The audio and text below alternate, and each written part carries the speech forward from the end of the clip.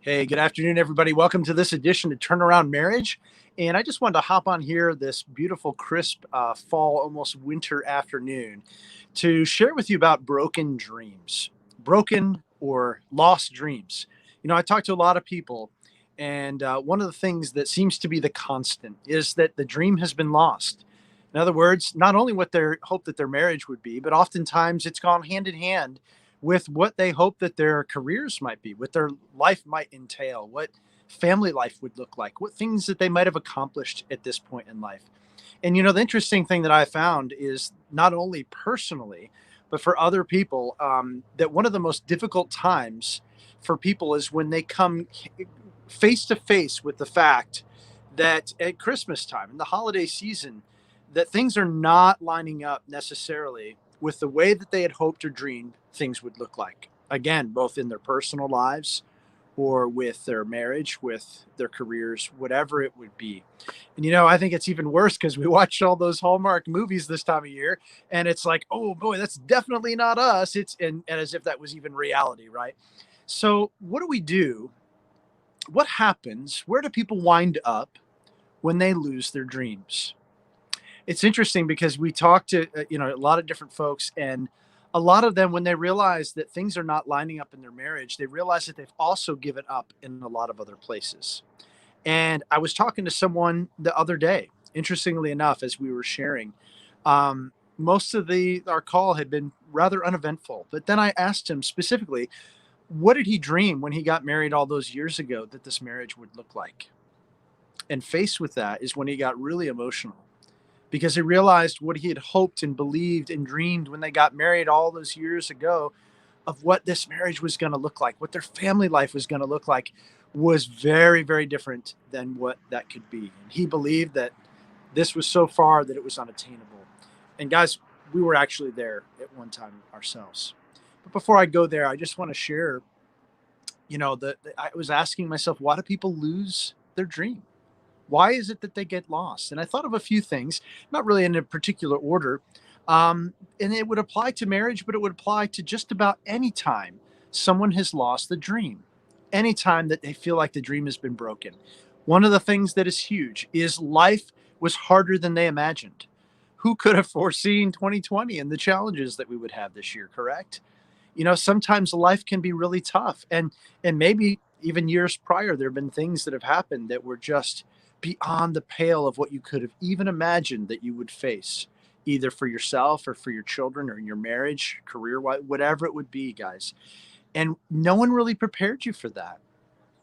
No one really taught you what that would look like and how to get through, how to face the day when you don't even know that you can take a step forward, and how to get stronger as a result of facing that struggle.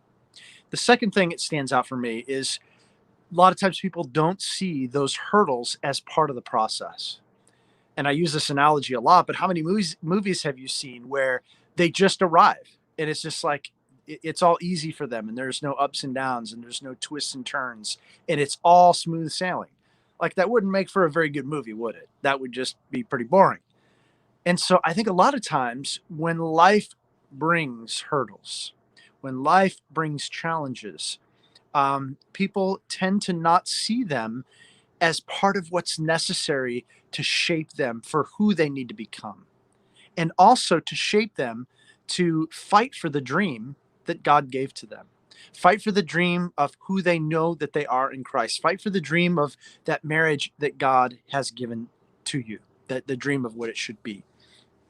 And I think at the heart of that, as I think about myself, there are many years that I looked at life as life was happening to me.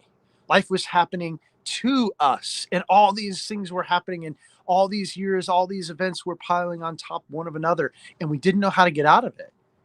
And then I realized, I didn't realize at the time, but through a process, I realized that life was happening for me, for us. And that's where a lot of people get stuck. Another reason I think people get stuck is they stop trusting God. They start to believe when things get difficult. Well, obviously, I've done something wrong and God is upset with me because these things have happened. And I look on Facebook and everybody else seems like their life is going great or they have this picture perfect marriage. And you start comparing and you start not looking at God, and you start looking at your circumstances, and you don't think that God loves you. You don't think that God is with you. You stopped applying the gospel to yourself. It applies to everybody else, but not to you, a sinner in need of grace and of encouragement and God's presence and love, which He gives in abundance. But if we lose sight of that, if we stop trusting in Him, it's not going to be realized. And really, guys, isn't that the heart of the Christmas season? That God is the God of the impossible?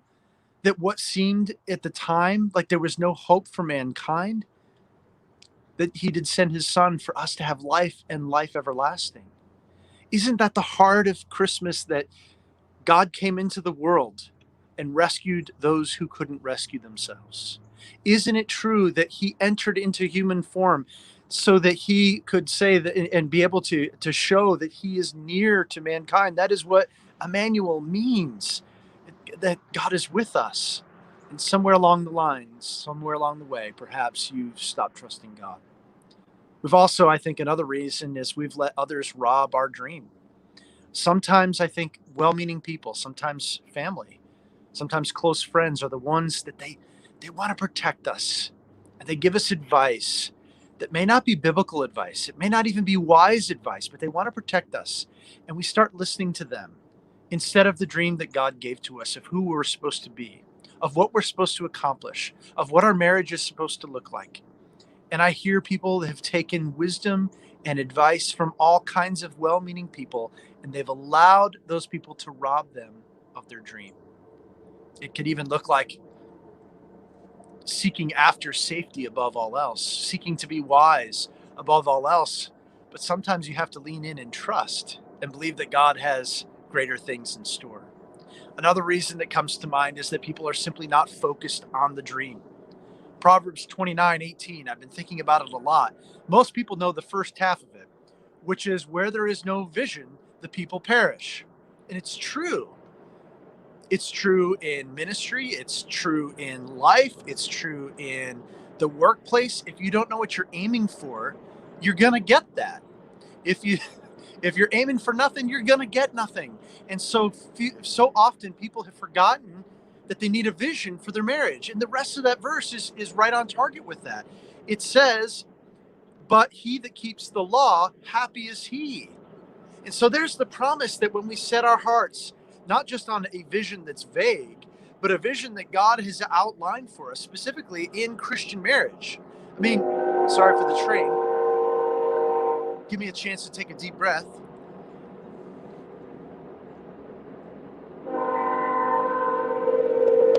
There it goes. It's not going to stop me because I got a vision for this call today. Where there is no vision, people will perish.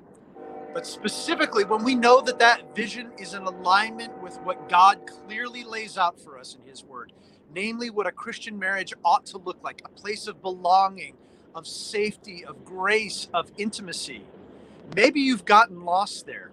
But when we align our vision with His vision, He's going to be a happy man. There is great blessing in store for those who have that, restore that vision of what that dream is that God has given to us. And guys, maybe you've gotten off track there. I love what Mike Tyson said. He says, everyone has a plan until they get punched in the mouth. Isn't that such wisdom? And isn't it true that sometimes when life happens and things happen, we're unable to see the dream just because we're dizzy? And guys, sometimes we need to go back to the dream.